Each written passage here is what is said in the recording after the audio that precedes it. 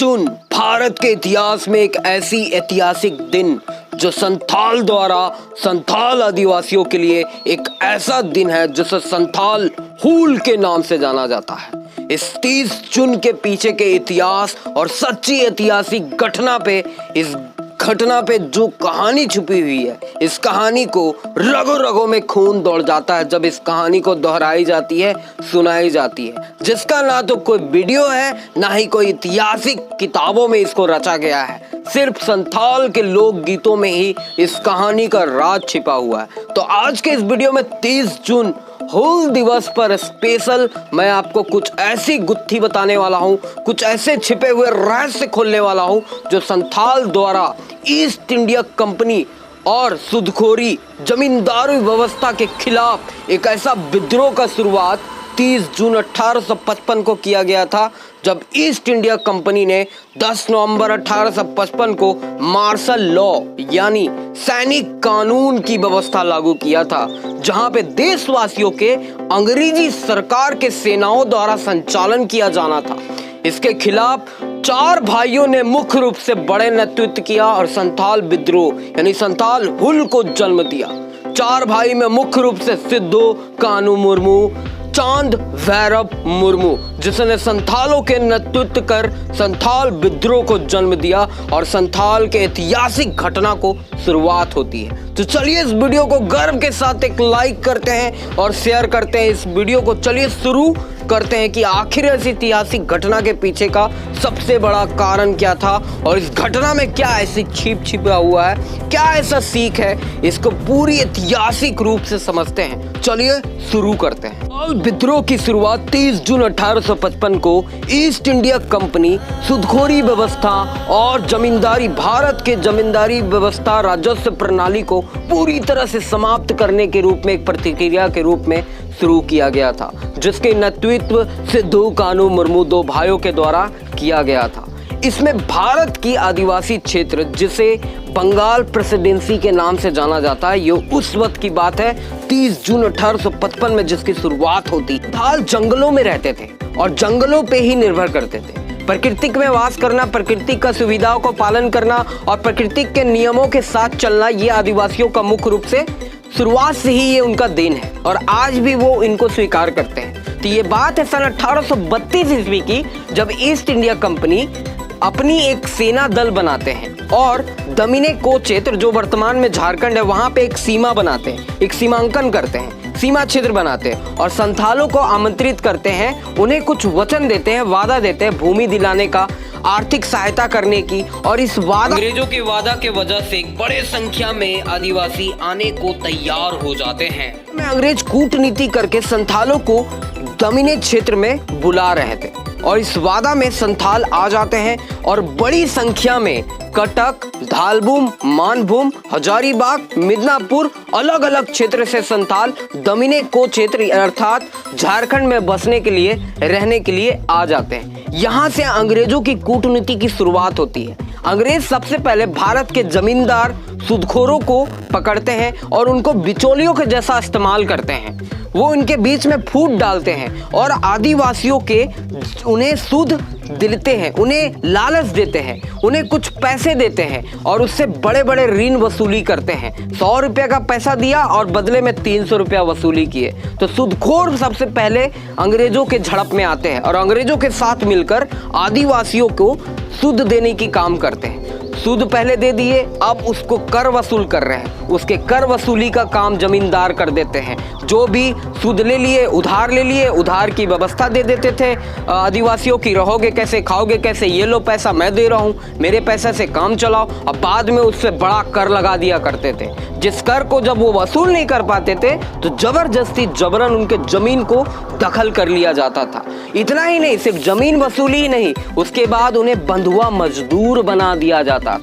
बंधुआ मजदूर एक ऐसा मजदूर जो आजीवन भर बिना किसी पैसे सिर्फ 2 रोटी में ही काम करने के लिए मजबूर, एक जानवर के जैसा व्यवहार किया करते थे। जमींदार, सूदखोर और अंग्रेज ईस्ट इंडिया कंपनी के द्वारा ये प्रताड़ना पूरे भारतवर्ष के झारखंड स्पेशली पूर्वी भारत में ये प्रताड़ना शुरू हो गई थी, जिसे 2 भाई को देख करके खून खोल उठता था, सिद्धो कानू मुर्मू और उनके 2 भाई चांद भैरव।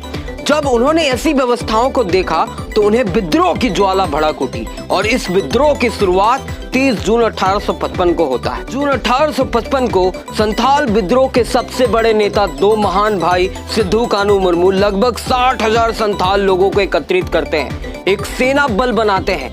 10,000 संथाल विद्रोह सेना कानू मुर्मू तैयार करते हैं, जिसमें एक ऐसी सरकारी व्यवस्था, अपना स्वयं सरकार बनाया जाता है और कुछ कर, कुछ पैसे इकट्ठा किए जाते हैं ताकि अपनी सरकार, अपनी कानून व्यवस्था चलाया जा सके और अंग्रेजों के कानून के खिलाफ एक विद्रोह छेड़ा जा सके।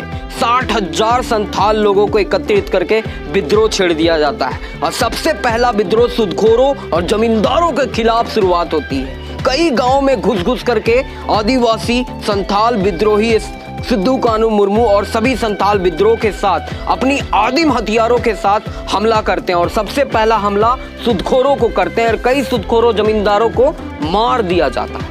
इन सब को देख करके प्रशासनिक व्यवस्था, जब कानून की व्यवस्था हस्त व्यस्त हो रही थी, ईस्ट इंडिया कंपनी और प्रशासन इसको देख करके त्रस्त हो जाते हैं, सोचते हैं कि इसको कैसे रोका जाए। वो एक छोटी सी सेना का टुकड़ा भेजते हैं। सबसे पहले संथाल के इस विद्रोह को कुचलने के लिए ईस्ट इंडिया कंपनी जब छोटे सेना दल को भेजते हैं, इस सेना दल को कुचल दिया जाता है, आदिवासियों के द्वारा मार दिया जाता है इस सेना दल को। तो ईस्ट इंडिया कंपनी और बौखला जाते हैं और एक बड़े कदम लेते हैं। इस बड़े कदम में वो मुर्शिदाबाद के नवाब और जमींदारों के सहायता से एक बड़ी सेना को संथाल विद्रोह को कुचलने के लिए भेजा जाता है।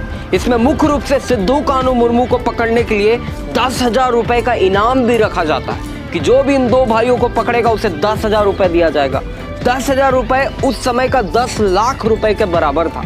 आप सोच सकते हैं, अगर आपके ऊपर 10,000 का इनाम रखा गया यानी 10 लाख रुपए का इनाम रखा गया है, तो कुछ ऐसी व्यवस्था की जाती है। इंडिया कंपनी ने अपनी 7वीं नेटिव रेजिमेंट, 40वीं नेटिव रेजिमेंट सेना के टुकड़े बलों को आदिवासियों को मार भगाने, खदेड़ने के लिए भेजा।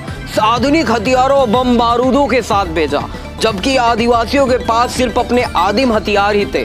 तीर धनुष, भाला, फरसा जो मिला उन्हें आदिवासी आदिम हथियारों के साथ, रेजिमेंट के साथ उनका झड़प हुआ। कई गांवों में ये झड़प लगातार 1855 से लेकर के 1856 तक ये झड़प, लड़ाई चलता रहा, जिसमें कई आदिवासी शहीद हो गए, कई हमारे योद्धाएं शहीद हो गए। मुख्य रूप से हमारे वीर नेताओं के सबसे बड़े योद्धा सिद्धू कानू मुर्मू शहीद हो गए। गांव में लगातार 1855 से 1856 तक ये झड़प चलता रहा। अंग्रेजी सरकार, अंग्रेजों और आदिवासियों के बीच में ये खूनी खेल चलता रहा, एक ऐसा खूनी खेल जिसमें अंग्रेजी सरकार के विरुद्ध आदिवासियों ने अपना एक सबसे पहला परचम लहराया और सबसे पहली लड़ाई लड़ी गई, जिसको कहील गांव, पुरी, रघुनाथपुर, मुनकटोरा, ऐसे कई गांवों में ये झड़प लगातार 1 वर्ष तक चलता रहा, जिसमें मुख्य रूप से जमींदारों का साथ लिया गया। हाथियों के द्वारा गांव-गांव को कुचल दिया जाता था।